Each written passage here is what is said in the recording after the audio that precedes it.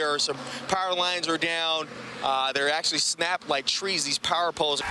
I had a friend of mine, you know, as much as he could be a friend, he's a killer. Seems like every time we run Most Wanted that somebody calls and we arrest at least one of them. They are assisting JPD with their investigation. District Attorney Robert Schuler Smith is charged with giving legal advice to a criminal defendant. You just saw that the coroner just left with a escort with the officer's body. Active scene right now. Take a look as police try to figure out exactly what happened with this shooting. A lot of evidence markers. Tonight I can say that we have absolutely exceeded expectations. Second driver in that second BMW and possibly more people involved in this incident. But we do still see some smoke along the wood line. You can see that back behind me. Welcome to the Country Club at Jackson, home of the Sanderson Farms Championship. See, this is his storage facility. As you can see, the storm took off the roof of his storage facility.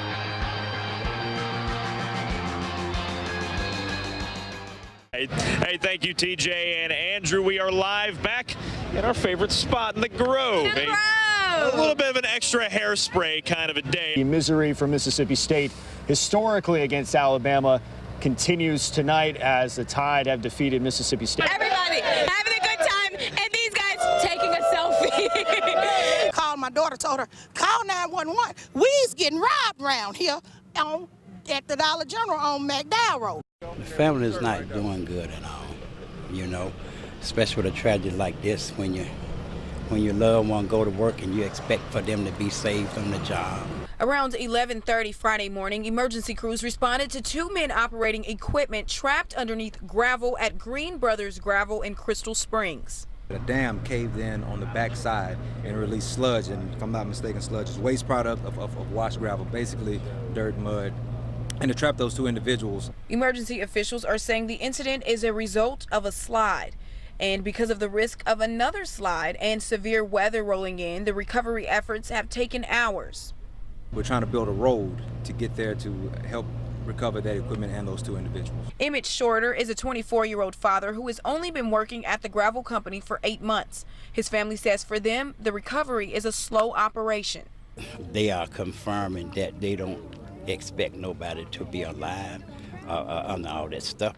4 shots, rapid fire. Pow, pow, pow, pow. A neighbor who doesn't want to be identified says she was inside her home when she heard several gunshots just yards away. I get up from the couch, grab my phone, hit the floor, call 911. Authorities with MBI say Simpson County deputies were responding to a burglary call in Braxton when the suspects started shooting. Anthony Thompson says he got caught in the middle of it. I mean, it was bad, and they just started shooting at each other. Thompson says a deputy demanded one of the suspects, Austin McGrew, to get down on the floor. And when he didn't, that's when he decided to step in. I ran over there and tackled him, put him down, and pinned him down. That way he couldn't do nothing and move or run or anything like that. According to authorities, a deputy was grazed by a bullet during the shootout and taken to a hospital. Neighbor Kirk Bush says it's a quiet area, but this isn't the first time McGrew has caused problems. Over and over, we've had to run him out from down in here. He tried to rob my next door neighbor's house. And it's a shame it would come to this. Reporting in Simpson County, Daniela Vitable, WJTV. When Mitchell Redfern got home Thursday evening, he was greeted with an unpleasant surprise. At first, I saw that tree down there overturned. I didn't even see this at first. I thought maybe my brother had hired a bulldozer man to knock some big trees down. A bulldozer didn't knock these trees down, but at least 50-mile-per-hour straight-line winds went through this area. This tree is very large. It's over 50 years old, and it's going to take a lot of effort to cut it up in small, movable pieces. Before the electric company can fix Redfern's power, he says the tree must be removed from the driveway. We're in the middle of a heat wave here. That means health problems are going to happen if something isn't done soon. However, Redfern says he's glad the tree fell where it did.